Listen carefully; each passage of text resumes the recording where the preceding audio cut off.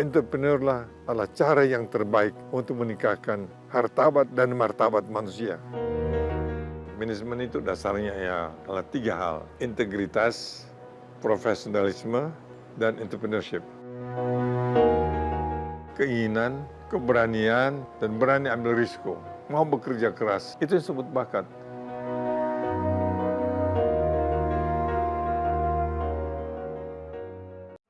Assalamualaikum warahmatullahi wabarakatuh. Nama saya Eka Desi Aminasari. Di sini saya akan menerangkan tokoh seseorang yang luar biasa yang bernama Insinyur Ciputra. Bagaimana sih menurut Anda Insinyur Ciputra itu? Insinyur Ciputra yang lahir di Parigi, Sulawesi Tengah pada tanggal 24 Agustus 1931, yang sekarang umurnya beliau itu 84 tahun, ialah seorang insinyur dan pengusaha di Indonesia. Ia terkenal sebagai pengusaha properti yang sangat sukses.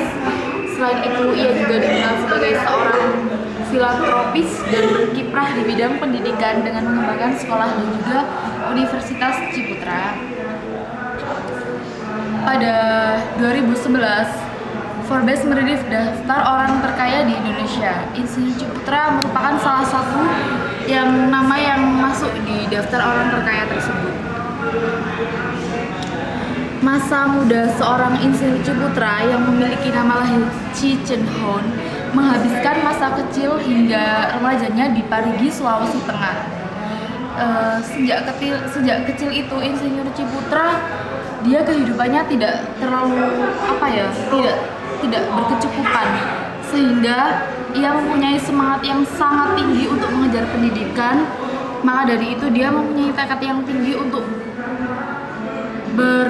belajar di Pulau Jawa. Menurut Anda bagaimana bisnis dan karir seorang Insinyur Ciputra? Setelah beliau menyelesaikan kuliahnya di ITB, Bapak Ciputra mengelola karirnya di Jaya Group, perusahaan daerah milik Pemda DKI. Ciputra bekerja di Jaya Group sebagai direksi sampai dengan usia 65 tahun, dan setelah itu sebagai penasehat di perusahaan tersebut. Bapak Ciputra diberi kebebasan untuk berinovasi, termasuk diantaranya itu dalam pembangunan proyek Ancol. Kemudian bersama dengan Sudono Salim yang merupakan sahabatnya dan Sudiwit Katmono, Budi berasal dari Ibrahim Rusjan, Ciputra mendirikan Metropolitan Group yang membangun perumahan mewah Pondok Indah dan Kota Mandiri di Serpong Damai. Pada masa itu, Ciputra duduk sebagai direktur utama di Jaya Group dan Metropolitan Group sebagai presiden komisaris. Akhirnya Ciputra mendirikan grup perusahaan keluarga, yaitu yang diberi nama Ciputra Group.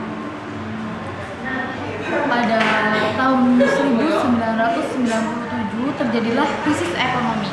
Krisis tersebut menimpa 3 grup yang dipimpin Ciputra, yaitu Jaya Group, Metropolitan Group, dan juga Ciputra Group. Selain itu, Bank Ciputra yang didirikan ditutup oleh pemerintah karena dianggap tidak layak.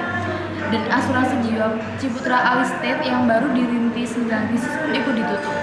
Dengan adanya kebijakan moneter dari pemerintah dan diskon bunga dari beberapa bank, ia mendapat kesempatan untuk menstrukturisasi utang-utangnya. Akhirnya, ketiga grup tersebut bisa bangkit dan kembali.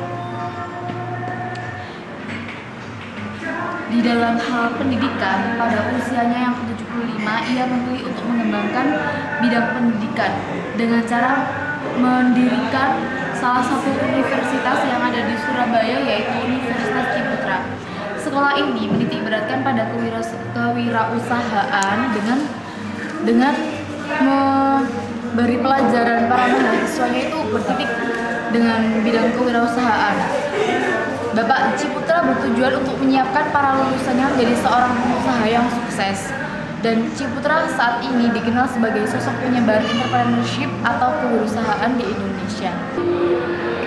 Yang habisnya kesempatannya ini, Bapak Ciputra terkenal sebagai atau selalu menanamkan pentingnya kewirausahaan untuk membuat bangsa Indonesia maju. Karena apa? Bangsa Indonesia itu kan sebuah negara atau bangsa, jikalau banyak seorang wirausahaannya, maka bangsa itu akan maju. Karena apa? Dia tidak mengedepankan hanya menjadi buruh dan buruh, mereka bisa berwirausaha sendiri sehingga mereka tidak bergantung dengan perusahaan. Mereka bisa hidup mandiri dengan berwirausaha.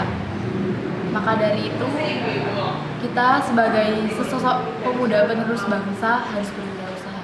Terima kasih, sekian.